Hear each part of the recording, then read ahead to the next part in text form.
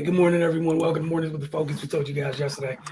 Special Saturday edition. I know it's been 2 weeks in a row. Do not get used to it. It's Monday through Friday between start times between 9:30 and 10 a.m. We got Justin Walters from Sports Rockets with us here again today. I'm Wilson Tarpe Jr. Look, before we get into recapping or breaking down day two of the NFL draft, there was one lone NBA playoff game last night. So we have to talk about it. It's really simple. You guys know how this goes. Game 6 of the Wolves Grizzlies last night. The Timberwolves had a 10-point lead, squandered it, fumbled it, gone. And now they're gone. The Grizzlies used a dominant fourth quarter to take that game 114 to 106. 6 players in double figures for Memphis with Dylan Brooks, Desmond Bane scoring 23 apiece, John Morant 17, 8, and 11. Jaren Jackson Jr. added 18 points and 14 rebounds. Big-time performance off the bench by one Brandon Clark, who had 17 points, 11 rebounds, 5 assists, and 3 blocks. Again, all of that production coming off their bench. And then the Grizzlies were led by Anthony Edwards, who had 30 points. Cat finished with 18 and 10. They got a big-time bench performance, too, from Jaden McDaniels, but they squandered a 10-point lead again. And now they got an offseason to think about how they fell short, how they, what parts of the roster they need to retool. But, there's some positives to take away from their season. However, Memphis is advancing to face the Warriors in the second round. Over the past couple of years, Memphis has played Golden State very tough. That said, regular season Golden State, playoff Golden State, not necessarily the same thing. And the Grizzlies in this series with Minnesota felt like they were the better team the entire time. Yet this series went 6 games, and essentially we watched just 2 young teams getting after it. That's the thing with young teams. You can't really trust them fully, what they're going to do on a night-to-night basis. And you're going to have to go execute against a team who's been here before. So it's going to be fun. But again, we've been talking for the past week or so about how fun these second-round matchups are going to be. And we got Grizzlies Warriors. It should be a good time. And keep in mind, the Grizzlies have home court advantage, being they were the second seed. So, we'll see how things go. I guess we'll go ahead and transition to, that other news of the day or what have you. The NFL draft, day 2 was yesterday, rounds 2 and 3. So, Justin, I want you to share your just overall thoughts, and then I'm going to go ahead and pull some stuff up so we can have something for the folks to look at. I was just, I think it was kind of a continuation of the day before. We got certain positions started to go on runs, like, a team would see a receiver go, then 2 or 3 receivers would go, or, a running back would go, and then the next running back would go, or corners. That's the way, teams kind of had a plan, and they seemed like they tried to stuck to them. And even just from day one, you realize teams kind of had a plan, like had a specific player in mind, and were determined not to leave this draft without that player. And that, I guess it's a way to look at things. Then you had other teams like the Cowboys, who I think came in with, we're going to take this position first round, this position second round, this position third round. At all costs, if it's their first-rated receiver or if it's their 10th-rated receiver, they're taking that position. I think that's probably not the best way to draft, but that's the method some of these teams take. Yeah, it was interesting watching again going into the draft. One of the things you and I talked about quite a bit, where teams that do this, good teams, we're going to take advantage of a draft like this. And we're watching several teams that have taken advantage. And some of the teams in, if you look at like maybe the past 3 to 5 years as a whole, you wouldn't consider them good teams, but, changes in their regime or what have you have helped in this draft. And also just some of them are taking advantage of this draft. They've done a great job taking advantage of it. You got teams like Baltimore, like they're like the Jedi in the draft, man. They just Jedi or Sith, whatever you want to look at, they get in a draft and they're just like, everything will be fine. Then, you sit here like watching everybody, all the chaos around them, and you look up and they got 4 dudes who people had mentioned in the top 10, top 15, just minding their business, doing what it is that Baltimore does. We watch Kansas City navigate through this draft, picking up. I know a lot of people are like, oh my God, they have to go wide receiver. And they were like, no, we're gonna finish building out our team. And they've done that, and they still got a wide receiver. We watched the Eagles. We all knew the things they needed to address. And they decided to address a couple of those things in a big way. They were like, yeah, we got draft picks, but what if, just what if, we went and got somebody 24 years old who's been in this league for a little while. And we don't have to do the whole, hey, can you fit in? And, maybe I wonder if it's going to translate and how quick will the light bulb turn on? Nah, just go get A.J. Brown. They did. The Jets, you want to talk about people knowing exactly what they want? They clearly have a type. There's things that they want, and they've identified guys that fit what they want. And clearly they're trying to make up ground in the AFC. Playing the way, fielding a team, people got jokes were like, oh, it's 49ers East, man. Yeah, jokes or what have you, until they finish building that thing. And then, yeah, it might be. And again, you know what that does? It throws another tough, physical, annoying behind team in that conference that plays a style that a lot of the teams in that conference don't wish to play. That style is not fun. And the Jets are having a great time. We got the Giants with their new regime not missing. They're like, I don't know what the other guys did, but we're making up, like, we're going to fix everything all at once. There's a lot of teams in here, man, being just doing good, man. Here goes Dorian. I woke up happy, man, fellas. I know Dorian. We know. Like Eagles fans are happy. A lot of the teams came in with I think the bad teams or the teams that on the lower end record wise, I think they didn't give in to we have to take a quarterback, we have to take a work. Like they just took the best players there. And I think they realized we're 2 years away, and they just went and grabbed the best player on the board, which is that's the way you should do it. Some of these teams you end up, like you were saying with the Baltimore, is you're able to adjust on the fly. Like, hey, we didn't expect Kyle Hamilton to be here. Hey, we'll take him. We didn't expect center to be here. They took him. And I think they got another player. I forgot the name. But just being able to get a player you didn't expect and take him. And it sounds simple, but a lot of teams don't do that. The teams reach in every direction. The guys that slip through the cracks, you grab them and you just figure out how to use them. And you got 3 safeties. Well, we'll figure out. The new NFL, you play 3 safeties. 3 corners, you play 3 corners. So it's not so much looking at your roster and saying we can't take this, but just take a really good football player. Nah, you're right. So what we'll do is just go through this, man. I know it's 2 rounds, but it'll go quicker than we think. Logan Hall to Tampa Bay. You want to talk about good teams just kind of quietly building on strengths. I know they didn't re-sign Ndamukong Suh yet, but they took Tyron last year as an edge. The kid was productive last year, and you're adding another beast up front. There's nothing wrong with that. Again, you can contend while adding youth.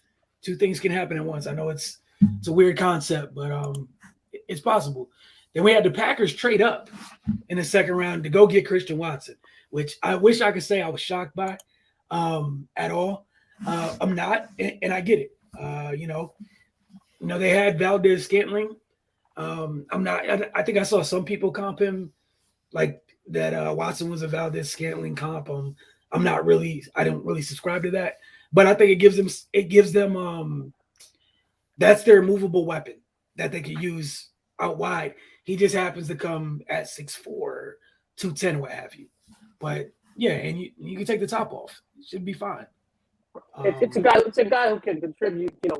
In small ways day one, but by the end of the season, you keep developing him, and maybe he becomes the guy. I don't think he comes in as the guy, but Rodgers has guys he likes going to.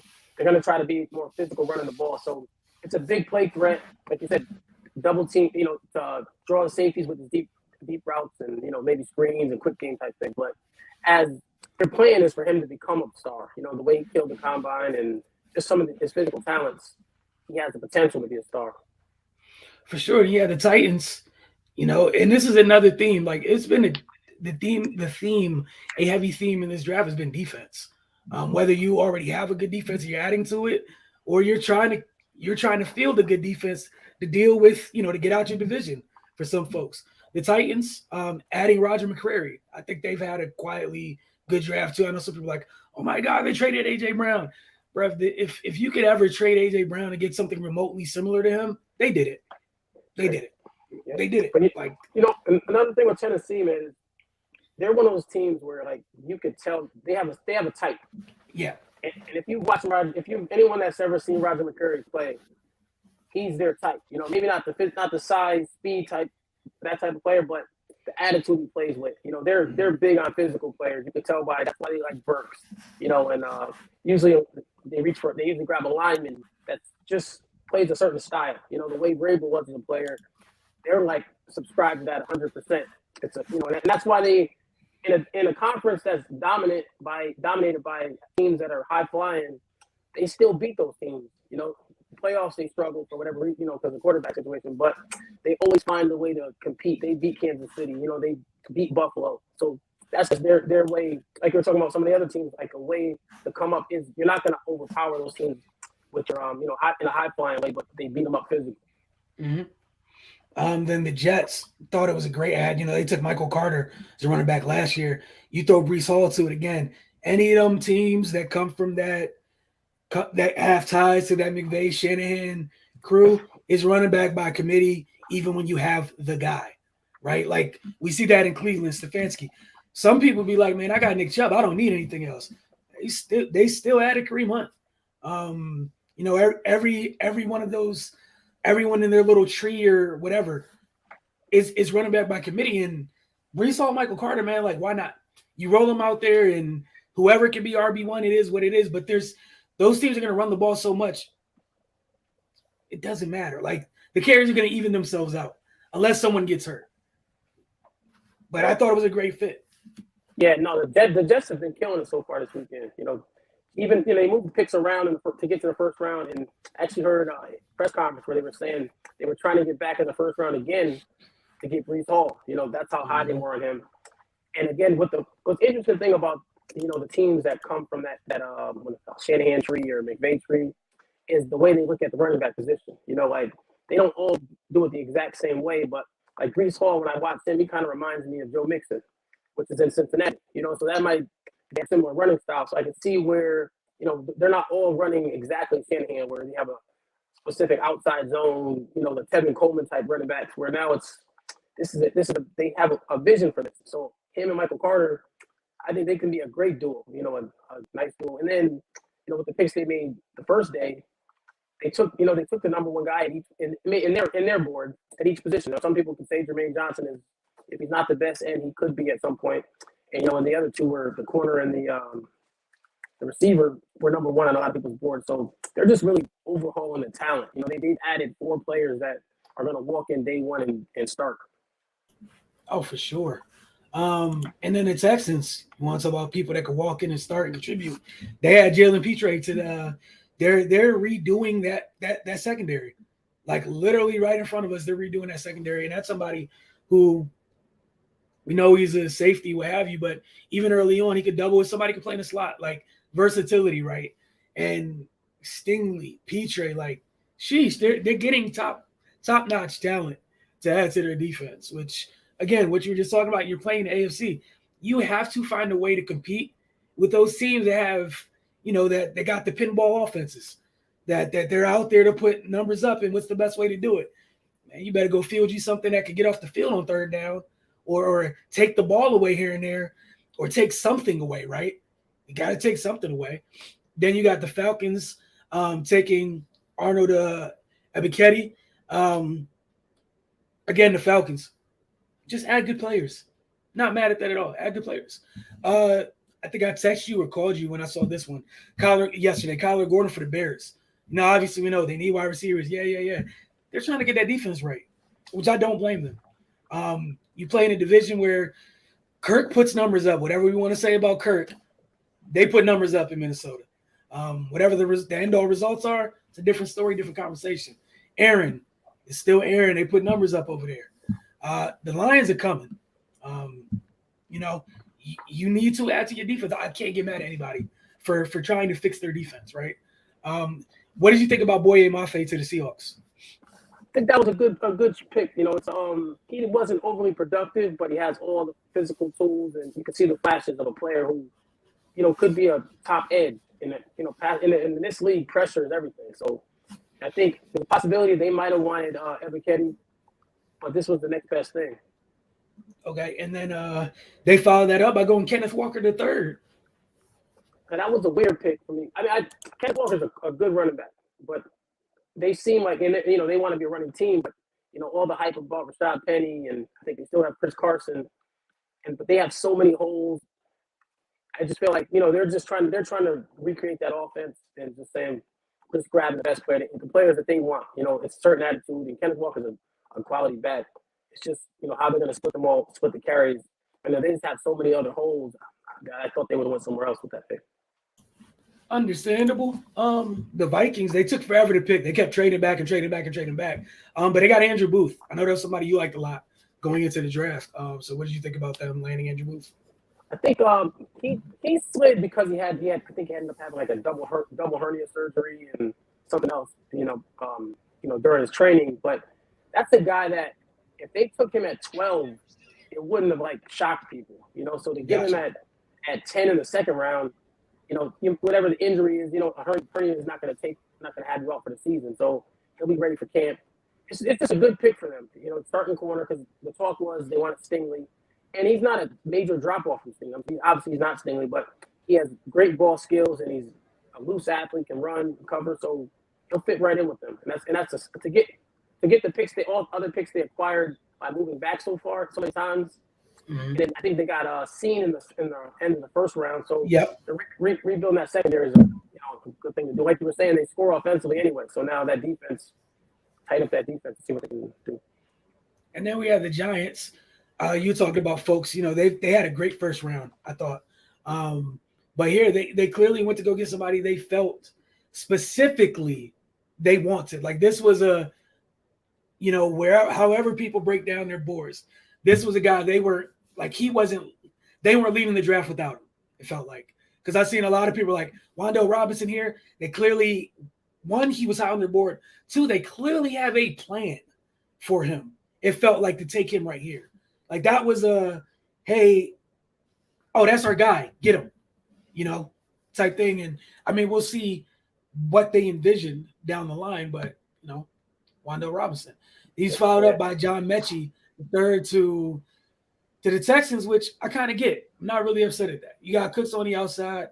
What is it? The kid Nico, I can't forget his last name, from Michigan or whatever, that plays opposite. Nico Collins opposite. Mechie, somebody like, what do we say? Like that's a 2-3 doing in the league or whatever. 2 tops or a very good 3. You slide him right in the slot and you let him do what he did in college, man. I'm not mad at that at all. Again, adding weapons for your quarterback.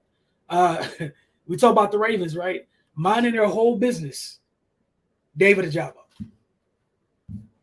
Yeah, that was the pick. That was the player, honestly, that I was interested to see who was going to make that jump. I figured it would be a team that had 2 second-round picks, and I figured it had to be a pretty good team. Like the teams, some teams, a team that can afford to wait on them. And I actually heard that he went to high school with what's his name, Owe. And Owe is the reason he actually ended up playing football. So that's a good place for him to go. And Owe had a great year for Baltimore. And then the new defensive coordinator was actually the defensive coordinator at Michigan. So that's a good transition, easy transition for him. And he's could have been a top 15 player, top 10 player, because his rushing, he's probably one of the best pass rushers in this draft, if not the best. He's a little raw, but he has the skill set. One of the few guys with real bend, and he's still improving. But to get him where they got him, and they don't have to rush him. He's probably going to be out for the whole year, but there's no rush for that team. You just can't pass up that kind of talent. And they didn't, and that's the thing. They didn't. Then the Lions, we knew they were going to get folks opposite Hutch, Joshua Pascal, which I like. I'm not mad at that at all. And like you said, I want to go back to something you mentioned with all these edge rushers in the draft, and this even applies to some of the guys at the top. There's only it's not even a legit handful of guys that have legit dip and bend, really. For all the things these people, like those folks that got drafted higher, possess, a lot of them don't have that natural dip and bend. And that's, again, Ajabo to Baltimore, man. You get one of the literally the three guys in this draft that, they really can. But yeah, Pascal, what do you like about him opposite, adding to their edge group in Detroit? Detroit drafts a little different than some of the other teams. They're looking more for like they're not asking their ends to be, let's say that speed rush, bend the corner type.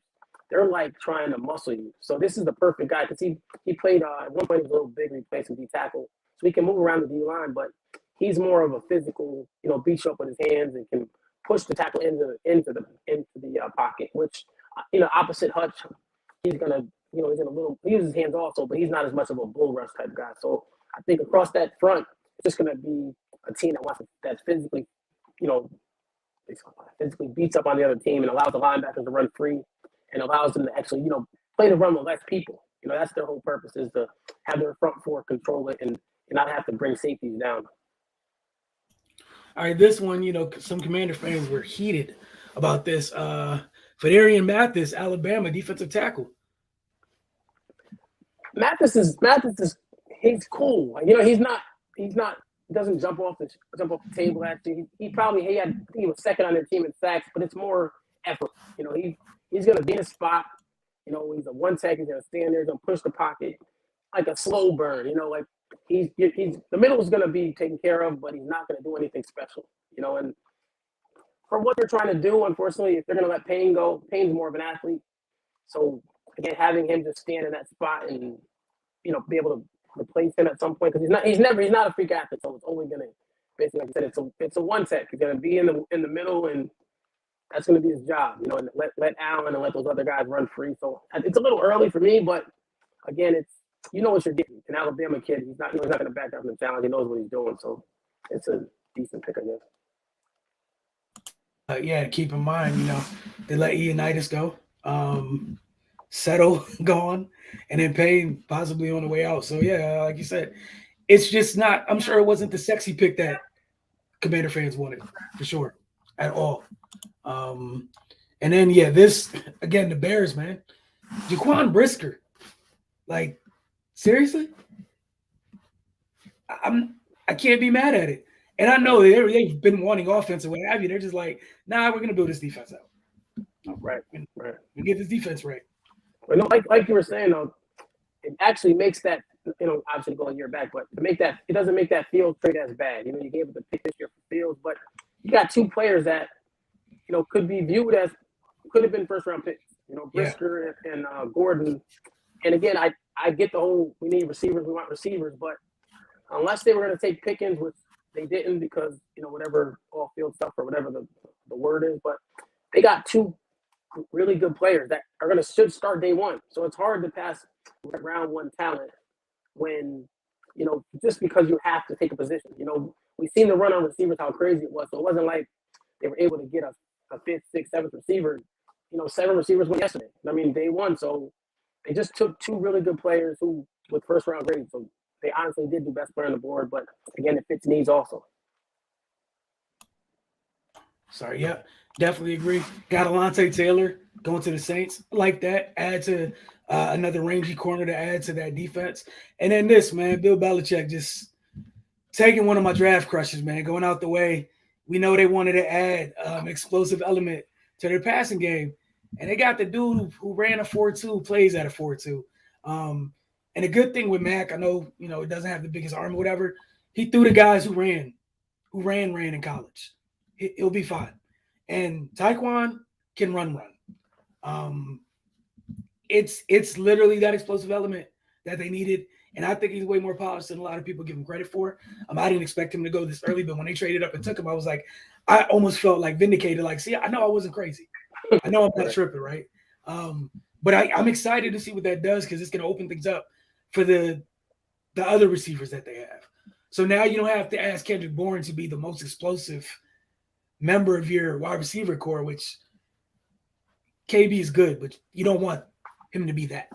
It opens up the field a little bit more so he can be KB. And, man, it lifts things up, man. And that's the thing. Some people are like, oh, yeah, I want to get someone to take the top off. Then there's guys where, they come on the field and say, people start taking a couple steps back, period, off top. whether coach says anything, because and he got potential to be one of those guys. The Eagles, man, they're building a wall in front of Jalen Hurts. Cam Jurgens, a lot of people love this kid. I like the pick. And again, Justin, anytime I'm rolling like this, just stop me. You want to jump in? Just stop me. Cam Jurgens is actually really good player. I watched him, the other day. He actually plays a lot like Kelsey. And I actually read somewhere that they had Kelsey help scout centers to look for his replacement. And he ended up loving this kid. So again, he needs to add a little weight. So they probably sit for a year, or maybe they're pretty good at guard anyway, because they took Dickerson from Alabama last year, and he played guard, did a good job. So again, this guy's probably the future center to replace Kelsey next year. But he just add a little weight, and he's already a super athlete. He can move. I've never seen a center that gets to the second level as fast as he does. I think I tweeted the other day, I was like, he gets there too fast sometimes. He's already on the linebacker, and the running back still making moves. So he overruns his block sometimes because he's moving too fast. So just tighten up a few things could be, now the transition will be nice and easy next year, the year after for Kelsey to him. Yep. And Dorian said Kelsey said Jurgens was the closest to him. Yeah. I mean, that's not a bad thing, right? If you're going to have to replace a guy, you get somebody that even the guy who's going to get replaced signs off on it. Not a bad thing. We got George Pickens. Again, some people just land where they need to land. The Steelers have been getting away with this for like the last 10 years. Oh, we need a wide receiver, and they go out their way to get everything but one, and they just fall to them. And George freaking Pickens to go with Claypool, Deontay Thompson, he feels like a Steeler. Like, it just fits, right? Then the Colts, they jumped up, go get Alec Pierce. I like that too. Like, you have Michael Pittman, go get somebody that could possibly take the top off to compliment him. They got a basketball team on the perimeter, right? They got Pittman, you got Pierce. They took, I know we'll get to it later. They took another tight end, again, basketball team. And Matt Ryan, that's a veteran quarterback that's going to know how to utilize guys with that type of catch radius. Then the Chiefs, they finally get their wide receiver that people wanted them to get, way earlier. They get Sky Moore. A lot of people like Sky Moore. Again, just letting things come to them. The Cardinals get Trey McBride. Not a bad thing. They need to add a tight end to that group. We saw their offense change when was it Max Williams that got hurt last year? Then they had to go out and get Ertz. Go get you a young guy to go with it. And then again, in that division, it's never a bad thing to have two tight ends. It's never a bad thing. Dallas, Sam Williams. Your thoughts, resident Dallas fan? It's funny. We did the mock the other day. I ended up taking the two picks Dallas took in the second and third. I ended up taking those two picks. But it was Sam Williams is kind of a player the defensive coordinator liked him. And I like Sam Williams. He played at Mississippi, and they played a lot of three down. So he never really got to show his ability as an outside rusher. But I think he had maybe 12 sacks last year. So he's productive, he hustles, good hand usage. Again, he's not a great bender, which is one of the things I didn't kind of bother me a little bit, because I feel like with Randy Gregory being gone and having DeMarcus Lawrence on the other side, and you want more of a real threat, a real speed guy on the outside who can actually bend the corner. But Sam Williams is a solid, above average. Probably could have went first round. He didn't have some off-field concerns, but Sam Williams is a really good pass rusher, and he'll definitely play early for Dallas. Yeah, I'm not mad at the pick at all. Like, you need to get folks that can play the run there and rush the passer. Like, it is what it is. And like we said earlier, the pass rushing group is talented and toolsy as they may be. You're not going to get a bunch of them that were super bendy. So, that's kind of just is also one of the themes, unfortunately, for this edge group. There's not a bunch of that are super bendy. And then for some of them, you got the ones that are super bendy, and they're just so far away tools-wise from everything else that you're going to have to wait a while. So you almost had to choose being able to play now or being bendy. And, and again, there's like three guys in this draft where you got both, but, everyone can get the three. You got the Bucks doing Bucks things, getting a guard, making sure they're going to be okay up front. Then we had like a run of linebackers late in the second and then most of the third round, right? Troy Anderson to the Falcons, not mad at that. The Vikings getting Ed Ingram as a guard.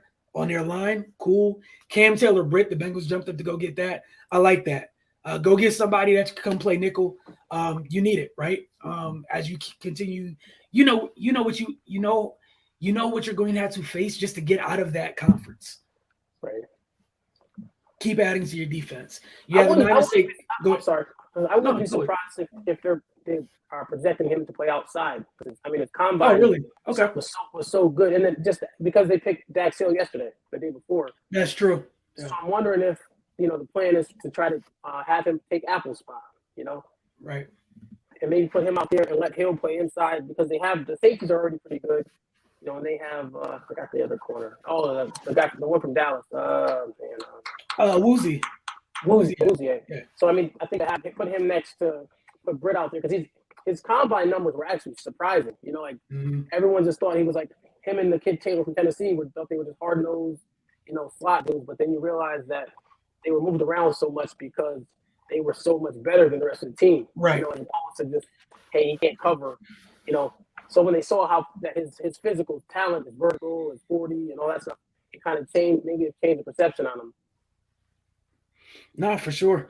We have the Niners take Drake Jackson at 61. Let you share your thoughts there before I say anything. Drake Jackson is one of them guys. If you were to watch the highlight tape, you'll fall in love with him because he can just do certain things that, again, like you talked about, that not a lot of guys in this class can do. He's one actually may have the best bend in the class, but he actually has some size too. He's got decent size. I think one of the issues with him during this process was, I guess he was getting bad management. They were telling him to put weight on, to lose weight, and and I guess when they said put on weight, he listened. And he put on a good amount of weight for his pro day, and it was a turnoff for a lot of teams because he has first round ability. And I think everyone's been waiting for him to break out. I think he was one of the top ones coming out of high school, and even just throughout the years, the flashes were always there. And so I think he's in the right place where they can tighten up a few things, maybe a little hand use and motor concerns. But at that point in the draft and going to San Francisco, I think that's a great pick by them. Yeah, I think like what you were talking about, the biggest concerns were with his weight fluctuating so much, and there was actually like some pre-Lincoln Riley era at USC, been kind of bad past couple years. Had different defensive coordinators, and apparently they tried to move him all around, and his weight had to move with it. They brought him like his freshman year, he's about 270 when he went nuts. And everybody kind of knew what he was coming in out of high school. He went nuts, proved that he was worth that ranking coming out of high school his freshman year. And choices were made above him, and he was asked to go from 270 to 240. Back to 260 and back to 250 again. He did the combine at 250, and then for the pro day he was back at 270. He was talking to the media yesterday, said he's back around his normal 270, 275, and it's more one of those things where what you were just saying about Lante Taylor and Cam Taylor-Britt, he suffered from that. But again, what you said about it's being a couple guys, a few guys in his draft that really have bend, to have that type of bend and dip at 275 or 270, what have you, is nuts. I saw a couple people like, oh man, he could be their D Ford. D Ford ain't never weighed that much. And it's just he's a freak athlete. And you gave Chris Kasarik, I don't even think he's that raw. I just think it was bad coaching. Like I know some people are like he's raw. I just think he was just failed by some folks. And it's not right because a lot of people never look at it that way. But you ask this kid to play different positions, it's cool. But to change your body type each time, you're losing something. And if he was fast at 270, maybe that's just his natural playing weight. And you let it go. And if that's what he's going to play at in the pros, like that's another big heavy dude where to me, it's not the D Ford thing where it's not just come rush on third. At 270, 275, the type of athlete he is, you just leave him out there. That could possibly, like, not initially, not year one, possibly, big picture, be your bookend to go with Bosa. And it is what it is. But again, Chris Kasarik gets a big moldable, freakish ball of clay, and let the kid go after. The other thing, all that stuff he went through at USC, he just turned 21. Brian Cook Kansas City, they're not playing. They're not playing. Tyreek's gone. We lost Chardavius Ward. So cool. We're going to address this defense. So now maybe we don't have to. You can take some of the pressure off. Everything has to go big or go home offensively. Other than the Bills, conversely, might have got their franchise running back, James Cook. If everything goes well, that's what they got. And then Denver being Denver, Nick Benito. I know you like Nick Benito. Edge rusher to that defense, man. Why not? Definitely. Yeah. No, plus, that's probably the third guy with Ben in this class. Yeah. So that's the three guys with legit bend just all went in the same round at different places. And one of them would have went top 10 if they didn't blow out their Achilles, probably. I don't think people get, because of his ability to bend in that package, Ajabo was going to go high. Someone was going to move heaven and earth to go get Ajabo if he came into the draft perfectly healthy. But all right, we're going to move on to round 3. Making good time, man. In an hour, last 3 rounds get going. So we'll see how that works out. Oh my goodness, it's taking forever to load. Sorry, guys.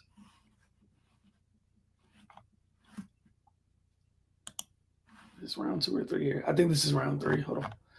I can tell it's round 3. Yeah. Okay, cool. I got it. Here we go. My fault. It took me a while. It was loading so slow. All right, so the Jags, who are also having a good draft. The Jags are having a good draft. Luke Fortner, one of the better center prospects in the class. A lot of people felt. The Vikings go Brian Asamoah from Oklahoma. Again, they're trying to add to their defense because their defense, despite all their big names, it didn't really live up to its billing, or its reputation, rather. What do you think about Martin Emerson to the Browns, man? That's actually a good pick. I think he did a good job in coverage, in the SEC at going against some of the better receivers. I think he just had a really bad combine. I think that's what had him slide a little bit. But he's long arms, good, just a good cover guy. He's nothing, like you said, not a special athlete, but he's been tested and he's held up against some of the better receivers in the country. Yeah, I'm not mad at that at all. And especially in this league, you get your hands on corners, man, that can play for you, do so. That's also a position where folks rarely get through the entire year. All right, so yeah, the Titans. My bad. Here it goes. Nicholas Petit-Frere. Depth on the old line. You talked about somebody they took earlier in the draft. Why not? Why not keep adding to it? Because last time we checked, that O-line wasn't great. And then the Jags again, man, Chad Muma. So this is what they have in their linebacking core, right? They had they went and got Josh Allen some friends. So Josh Allen now has Trayvon Walker on the other side of him. And you got Devin Lloyd and Chad Muma together in the middle of your defense. That's love. Honestly, I think that's great. What did you think about them getting Muma to go with Lloyd and Walker? I think Muma gives you that athleticism and coverage ability that Lloyd doesn't. Not that Lloyd can't, but Lloyd's going to run your defense and play the run and play more moving forward. Where Muma can go sideline to sideline and and take a lot of that coverage responsibility. And now you got 2 guys to build the defense around going forward. I think that's the thing moving forward is you're actually adding guys who are going to play. We could throw some darts and hope, but you got to get 2 guys that line. Because a lot of people are like, why would you take 2 linebackers when we have all these other holes? But that's the center of your defense. When you have Allen and you have Walker, so you got your guys you plan on pass rushing, but now you got 2 guys that actually control the middle of the field. At a good value. So those are good picks. Again, it's the middle of the field, man. A lot of teams wish they had that. A lot of teams went into the draft searching for it and left without it still to this point.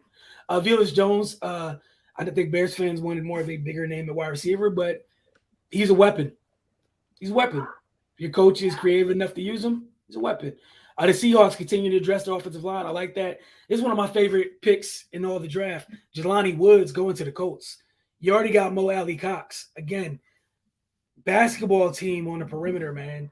Some teams simply just won't be big enough to deal with these dudes. And then in the red zone, all around, nightmare. If you got a smaller back end, I don't know what you do. I don't know what you do. Desmond Ritter to the Falcons. They come and get their young quarterback a little bit late. It's in the third round. Christian Harris to the Texans. I like that one. And then again, Travis Jones, Baltimore Ravens. The Colts address the offensive line again. Going Bernhard Raimann, Alex Wright, edge rusher, to the Browns. All right, here you go. Your man JT Woods, man. He's talking about him. What do you think about him going to, apparently where all good secondary players go to, the Chargers? I think that's a good pick for them because he's just a rangy guy. He runs I think he's a 4.3, 4.4 athlete. I think 4.3 athlete. Long, I think 6'2". He's just gonna, put him on the back end and just let him come around, and they're gonna be able to get after you and play, send pressure and play man cover. With the corners they got, play man coverage, and you got a guy who now you're not so bit concerned with him coming down in the box and having to be physical. Just let him be the athlete that he is and be over the top of everything. Right. Then we had Greg Dulcich, from UCLA going to Denver, which obviously, they lost Noah Fant in the trade when they got themselves potential Hall of Fame quarterback. So nothing wrong with that. The Giants adding to their back end, Cordell Flott out of LSU. D'Angelo Malone, the Falcons, again, just adding talent. Nothing wrong with that. Nakobe Dean to the Eagles. Definitely want to hear your thoughts on that.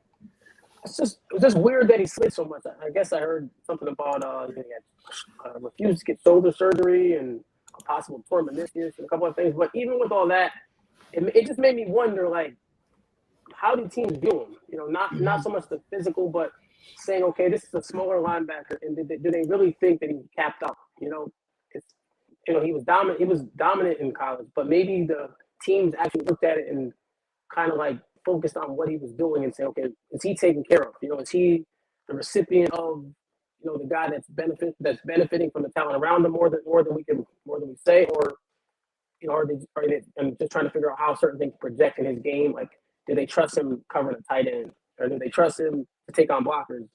Or all the blitzing, is that going to work in the pros for him? Maybe I wonder if they question that, or just 100% injury based.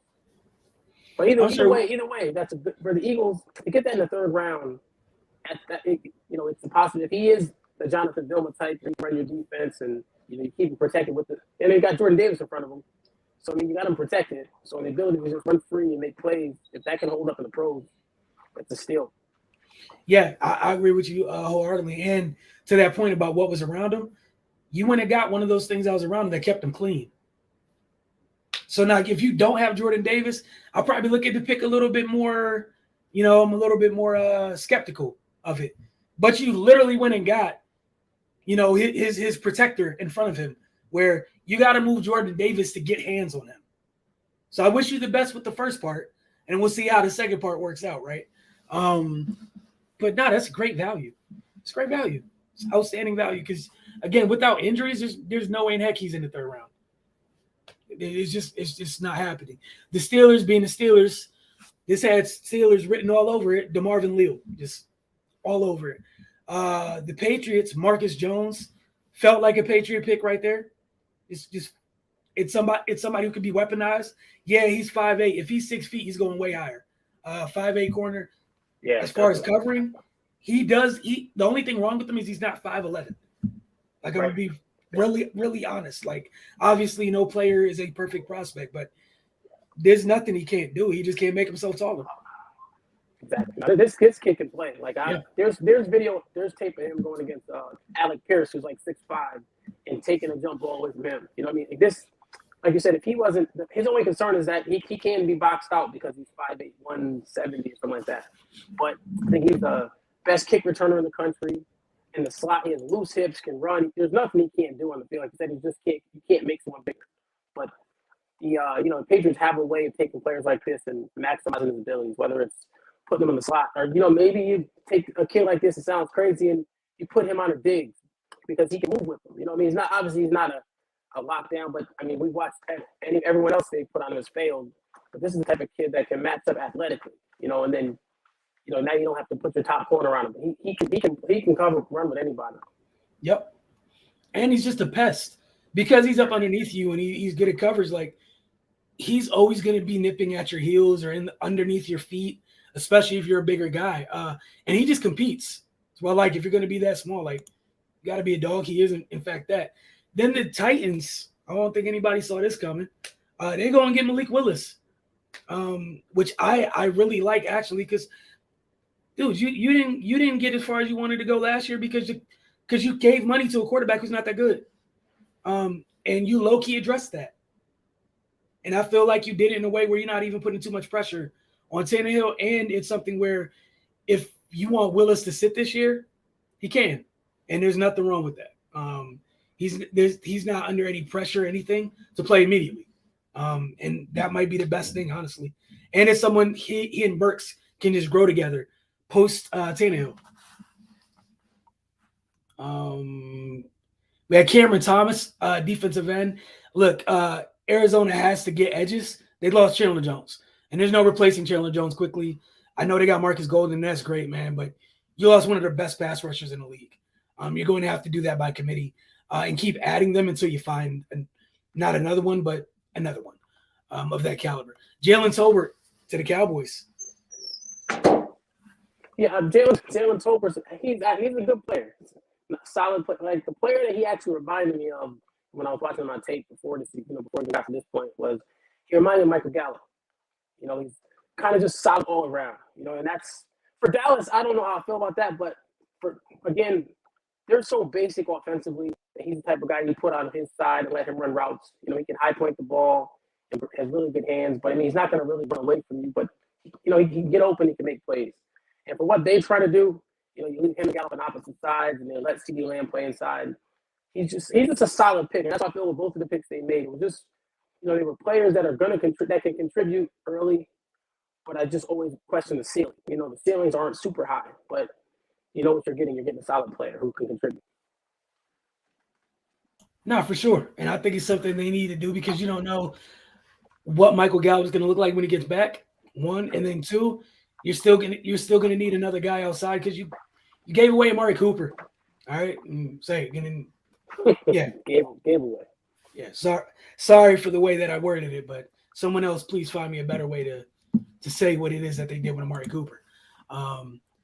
You had Terrell Bernard, linebacker out of Baylor. Baylor had a whole bunch of metahumans available in this draft, and if you're the Bills, why not? You put him in the middle next to the other metahuman in Edmonds.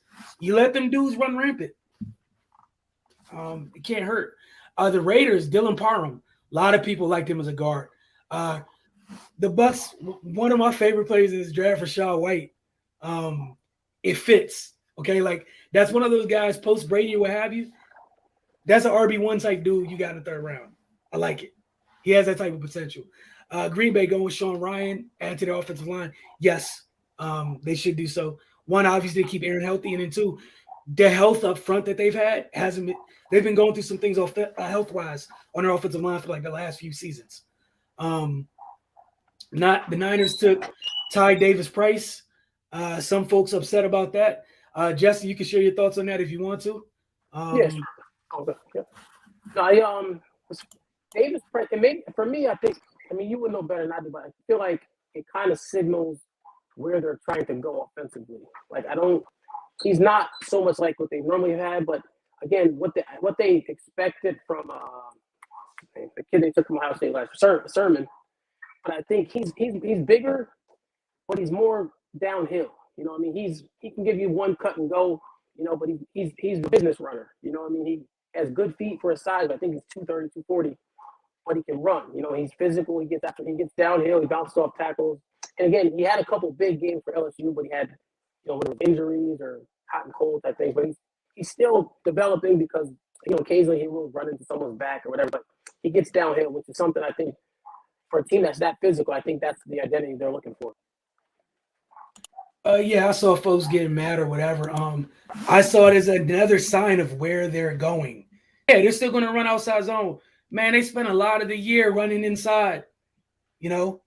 I think people just ignored it when folks were getting excited watching Debo rip off these big runs. Did anybody realize one of the added wrinkles was a lot of it was more inside? Look, man, I still think you're going to get some outside zone. It's going to be so much more power stuff, so much more gap stuff. And I think it's going to be more inside zone than outside zone, honestly. For where they're going. He's a good back. He's a good running back. And I think, like, I see some people like, oh, it means it's an indictment on Sermon, or you just got Mitchell, or you know what none of those guys are, or what they've had an issue with since this regime has been in place. None of the running backs make it through the whole season. It's by committee, one. And then two, he played, I think he was at the combine like 210 or something. He played, like, his playing weight is like 225, 230. And I know some people are like, oh, that's a heavy dude. His 10-yard splits 153. Raheem's was 150. Elijah Mitchell was somewhere in the middle, was like 152. He can move. He has great burst. But I think it's something where, remember last year when folks saw like Trey Lance taking some of those third and shorts, or Debo getting on third and short? Here, he's 230. You do it. Okay? Here, it's Trey Sermon. You're 215. You do it. Instead of having Elijah run into some of those boxes, Elijah's body didn't take it well last year. Call it what it was, right? He made it through the year, but he was injured a lot. He was talking about, I think that like last week about wanting to add mass. It's for the committee. And again, I'm with you. I think it's where they're going. I literally think it's where they're going. And then, last year's draft, you and I were talking about, felt like most of last year's drafts was for this year. Right.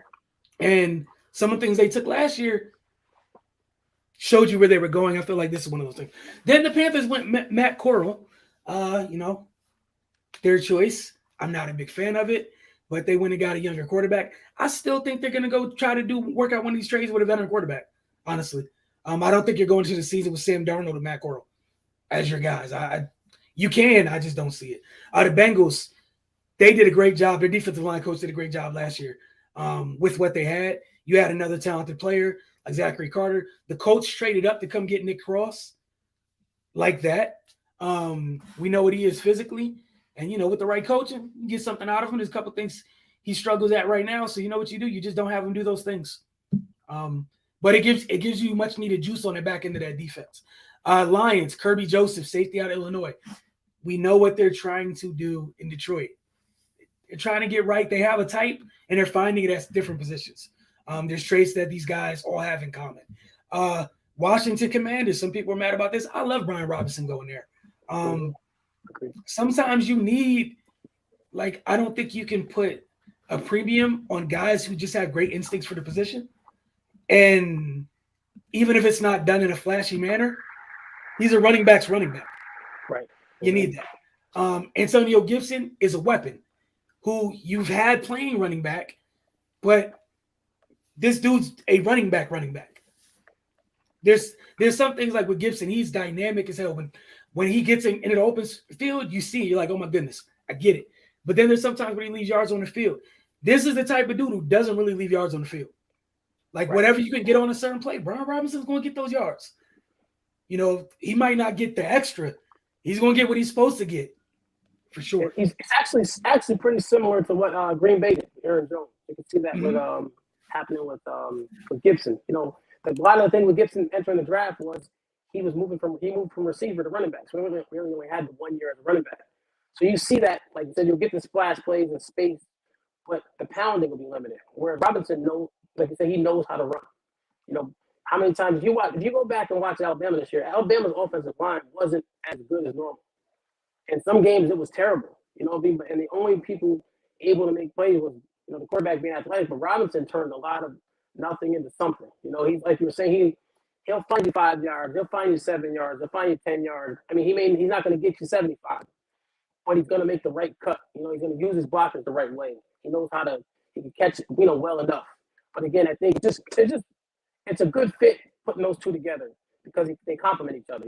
He's not there to take the job, but he can handle the tougher carries and allow Gibson to do what he does best. And it gives them, with the receiver they picked, along with Terry, allows them to actually have, another space player.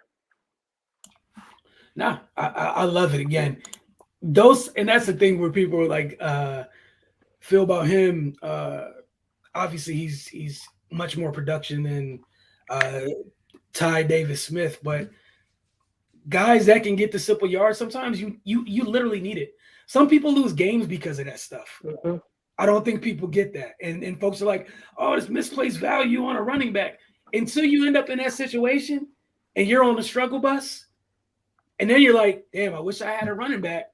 I wish I had somebody can hand the ball off on 3rd and 1, 4th and 2, and I know I'm getting 3 or 4 yards. Whatever it's supposed to be, I'm getting it added to. Right. Well, it's the little thing of not falling backwards. Robinson doesn't fall backwards. Or we say you avoid the 3rd and 1 or 4th and 1 because when you're going to get that 5 yards, he gets the 6 yard. And it sounds like a little thing, but how many teams just don't have the right play caller for 3rd and 1, or you don't have the right personnel for 3rd and 1? You got to run some. I know for years I've watched my team run jet sweep on 3rd and 1. Where when it's having to be overly creative, but when you have that guy that can finish the run and get you the yards you need and get you to the 6, it changes the game. Yep, and those are the type of guys. When you have the wrong play call, still makes you right. Right. Because they can get those yards. Be like, oh man, coach, we should have ran that left. It's all right. I'm gonna figure that out. And then the only one that knows is you and coach. It's the only ones who knew that the play didn't work is you and coach because you made something shake. The Browns being the Browns, David Bell. I think this is great value here. I didn't like David Bell for what some people were talking him up to, but here I think that's great value. Another short-handed wide receiver, by all means. Myajay Sanders. Again, the Cardinals have to add pass rushers until, like, you have to make up the production. You have to make up production for one of the best, arguably the best pass rusher in the league. Chandler Jones does not get the love that he deserves. He's amazing, and I think people are going to see it on the Raiders this year when he's going nuts opposite Max Crosby. I know Crosby's going to feel it because he's not going to get that much attention paid to him because there's Chandler Jones on the other side. Jeremy Ruckert, the Jets continue to kill this. Tight ends. Shocker. Someone out the McVay Shanahan tree likes tight ends. Shocking, right? The first pick for Mike McDaniel and company down in Miami, Channing Tindall, linebacker. People addressing the middle of their defense. I like it. Leo Chenal followed up by the Chiefs.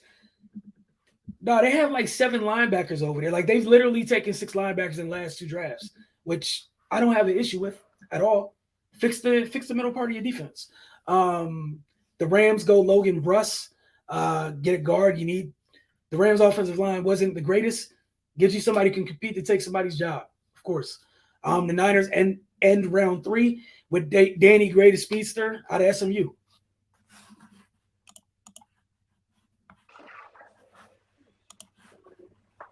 You had anything else you wanted to add? Or I know before we get into to what might be left today.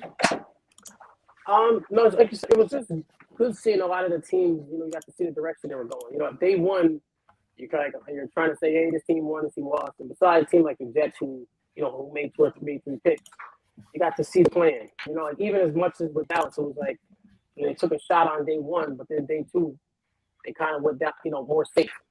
You take a swing, and then just to see what teams are trying to do. And a lot of the teams, like Minnesota, that traded back, you see that they actually had some kind of plan, and they made a couple good picks. Or the Bears or Green Bay, like after day 1, we were upset with Green Bay for not taking a wide receiver, but then they got the right value for Christian Watson. You know what I mean? A lot of teams were talking about Watson in the first round, but you got him in the second round and still got to take 2 defenders in the first round. It just 2 kind good defenders too, right. Quality defenders. Same with Kansas City. So it just shows that it's a full draft. It's 3 days. It's not 1 day, and you get to see some teams are out there just making picks, but some teams, and most of the rest of the good teams have a plan, and that's what separates these teams in the long run. What do you think about what's left on the board today for the rest of the draft? You got rounds 4 through 7 today. Just flipping through some of these names. Yeah, Dominic Robinson. He's was a receiver, so he's a guy who's obviously an athlete and still learning the position, but he was productive at Miami, Ohio. So to see who takes a chance on him, Damone Clark, he would have been gone by now, but it's sad. I think he had some type of spinal surgery, but he has the size, speed, and knows what he's in. Actually, is a good linebacker. Like knows how to play the position. So sucks what happened to him, but it's interesting to see him take the shot on him. See him how I'm sure he's gonna go at some point. But to see that he hasn't gone yet. Actually, it's interesting for me. Is going to be the 3 small school corners. I don't think Woolen went yet. Woolen, McCollum, and Joshua Williams. Yep. All three have crazy size and athleticism, speed. They have all the tools. So it's just projecting it to the next level. So those three, I'm interested to see where they go. And then also Armour Davis also. Go ahead. Yeah, and that's what I was gonna say. Seeing some folks mad about their teams not getting corners yet, and I'm like, do y'all understand what's available? Like, what's still left here in this draft? Everyone remember Darian Kendrick was somebody everyone loved for a while. He's still available.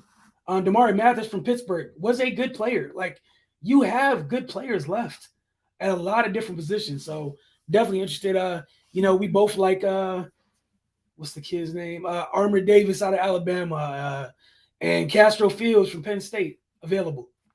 A lot of these guys still available, man. The guys you mentioned, I mean, again, it's really just whether it's the small school guys is one thing, and the other guys is just the overall production. But these are guys who can actually play. Like, they can come and start early in their career. So it's not, and they have all the physical ability. So it's really just if it clicks mentally. That's the thing, is it's not even like a blind pick. You're getting good football players on day 3. And that's the thing. I think some folks like that. I think the fourth and fifth rounds, you might see some heavy action because you can still get starters in this draft right now. So I've seen a lot of people, different fans from different teams, like, oh, my team didn't get this. It's too late. It's really not. It's just for some of it, some of those guys, the run on those guys hadn't been had yet. So there was no need to take them yet, honestly. But there's a bunch of them still. I know some people like, oh, the safeties are done. Now there's still good safeties left. No, there's still good safeties left. There's Baram McKinley from Oregon. He's a playmaker. His issue is he's small.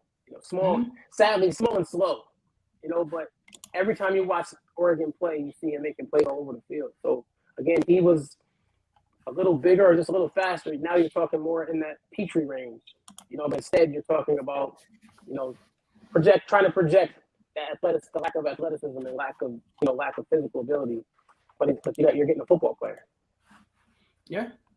Yeah, man, look, man, Tyreke Smith still around here. You got Barno. Like, there's stuff left here, man. Right. You got the Penn State kids. You got Makeda and Brandon Smith.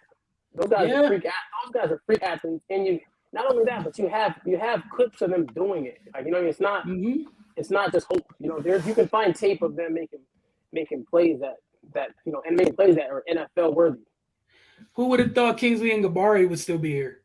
Right. In this draft with edges. Like, I don't think a lot of people expect him to be available on day 3. I think people thought like late day 2. Definitely not day 1, but thought it was a day 2 pick. Dude, like, there's stuff here still.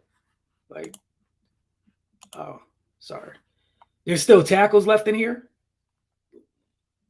Like, I don't know, man. It's just interesting to me, but I think folks will see it today, because some folks are going to definitely still come up today. I'm sorry, Kennard and Sawyer.